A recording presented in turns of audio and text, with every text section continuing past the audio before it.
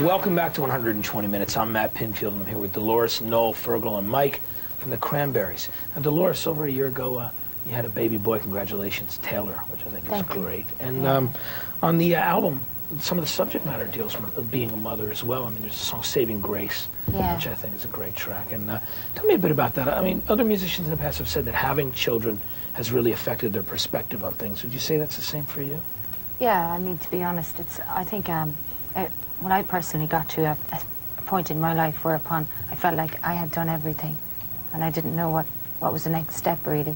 So then I had the baby, and it really just opened a door to a new world that I never knew was there, and it was just full of all this new beauty and this new type of love. And it just kind of blew me away, really, because it's an extremely strong love. It's a love you can't control. It's the most strong kind of a love you'll ever feel. The love for your own child. Yeah, so it's a beautiful thing, right? Pretty amazing, yeah. Absolutely, definitely know that. Another question. Now, Noel, I wanted to ask you about working with Olivia DeHaan again on the new video, Buried the Hatchet, which we're going to see. He did an amazing job on Salvation from the last album.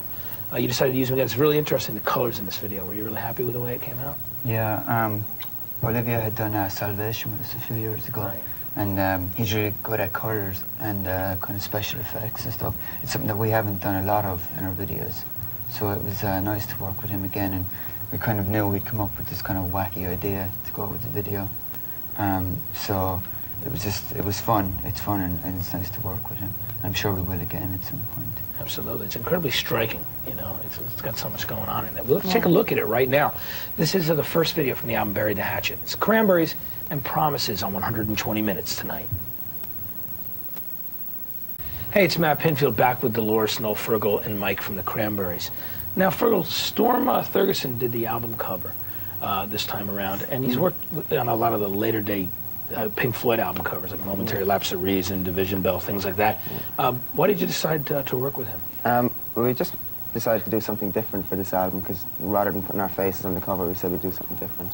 So we met Storm through a friend of ours when we were mixing and recording in London, and kind of met him a load of times. We stay over like a month and a half. He kept coming for lunch and dinner, and he's really nice. You know, he really kind of likes to get to know you, get right inside your head and stuff. Spend some time with you. Yeah, and understand different sides of your personality and that. So he's just quite a character, like, you know, he's great. Excellent. Really nice I think a lot of the concepts on the sleeve as well they come from the subject matter of the song. Right. Or the subject matter of the feeling at the time. So the cover of the album also, it portrays the way the band felt when we left the public eye 3 years ago. Right. It's about paranoia, basically. There's an eye looking at a man and he's paranoid. And on the other side, it represents the band now, learning to stand up and deal with it, and just, you know, move ahead and do what you do best, but dealing with, you know, that aspect of it, you know. Absolutely. I mean, the sofa concept was something you'd worked with for a while, or sitting around. It was basically just an easy thing, and it was the most obvious thing, and we were just doing the sleeves ourselves at that stage, you know, for the first three.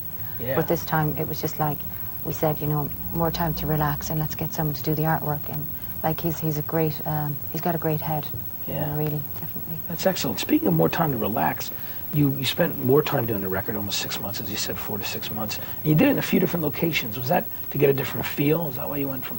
Yeah, it was kind of, I guess, because, you know, the guys, Ferg and Mike got married when we were off. Excellent. And, I mean, for 7 years, they didn't spend, none of the three of them spent any time with their wives. So we wanted to kind of have fun and have some family atmosphere and stuff like that. So sometimes we'd record in... we went to France for 2 months, and they came to Toronto for a while because I was pregnant and I was having the baby there, and after he was born they came back to Toronto.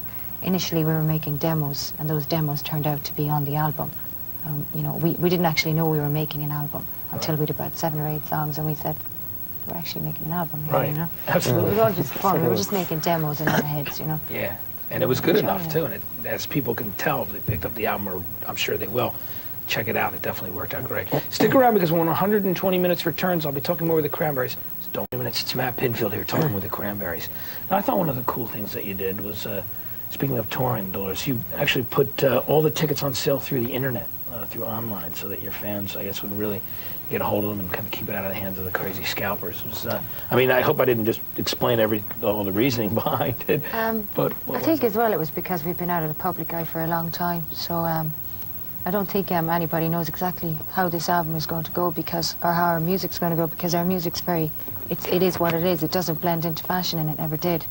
But I think we feel that like the fans are still there, you know, and stuff. So we just kind of said, let's put it on the internet and see what happens. And bam, it just sold out really quickly. And it just shows how powerful the internet is, you know. Absolutely. But like it wasn't any of our ideas. It was one of the business people's ideas. But it was a good idea. Yeah, but it worked out great. I think one of the things that people will always wonder is when you sold millions and millions of records like you've done on the first 3, is that a pressure thing that's really pressurizes?